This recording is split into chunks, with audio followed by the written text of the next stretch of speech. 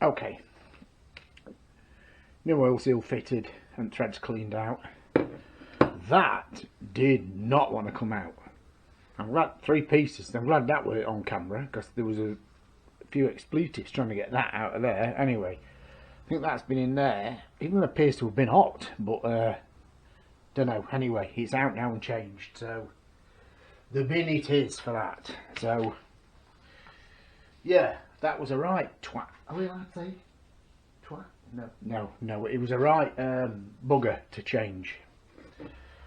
Okay, so inside, I'm just going to centralise that little shim if we can.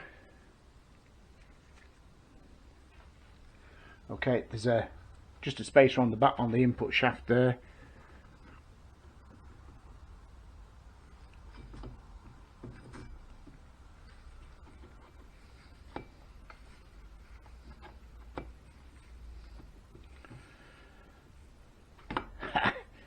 Never on camera, eh?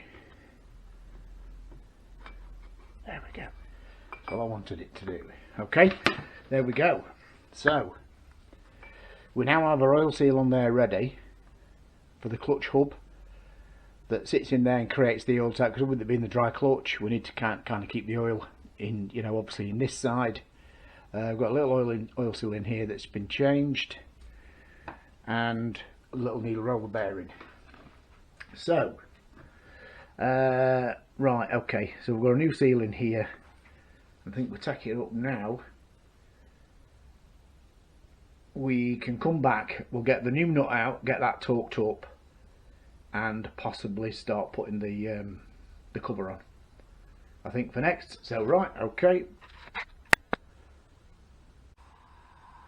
okay, picking back up. So we've taken the old seal out, bit of a fight to get it out, but anyway, we've got the seal out. So put a new seal in the cover.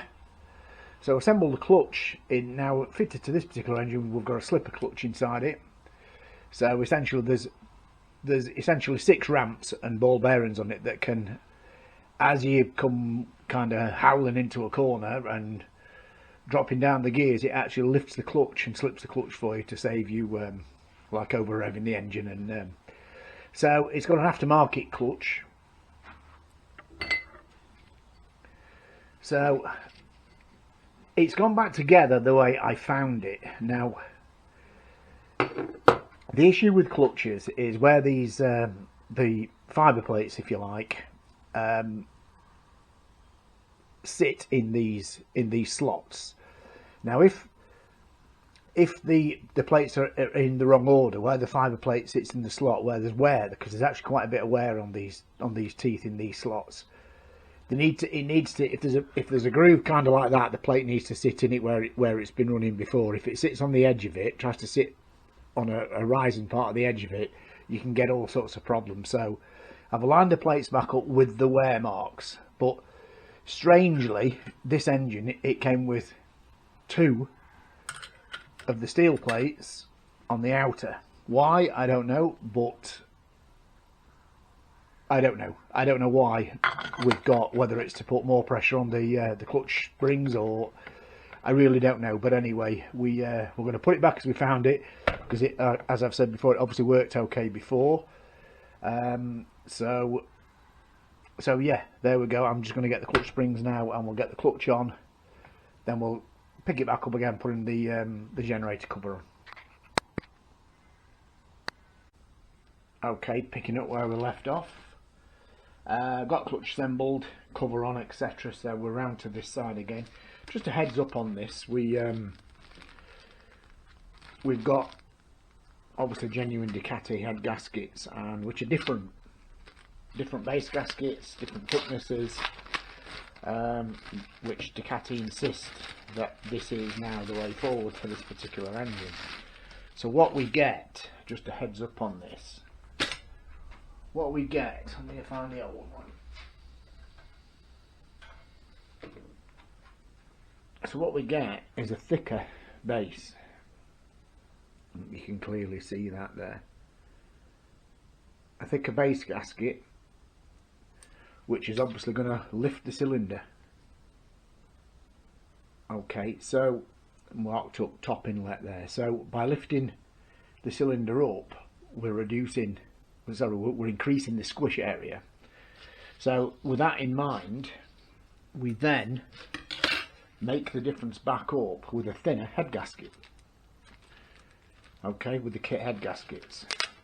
Now, I've tried to, when trying to source and order the parts for this kind of thing, it was definitely a go-to to Ducati. I mean, this is genuine stuff, as you can see.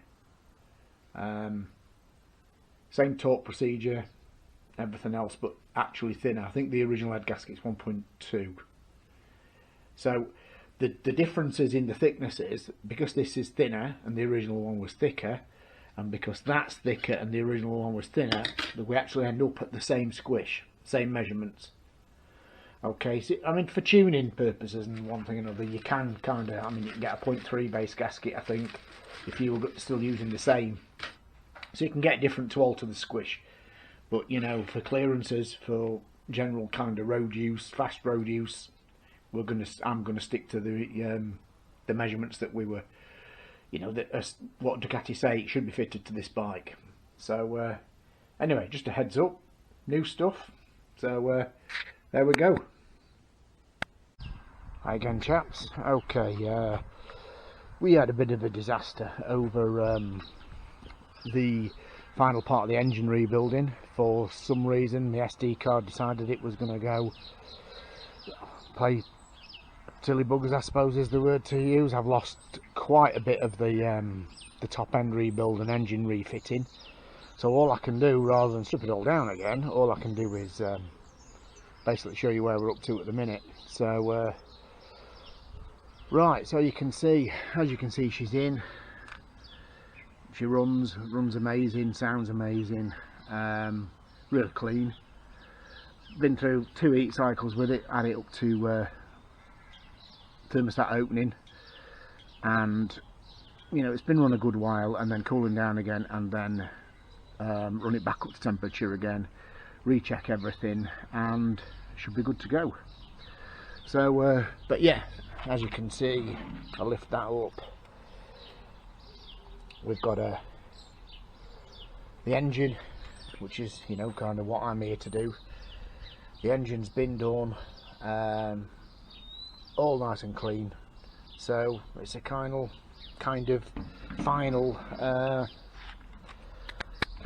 sign off, really. So anyway, we're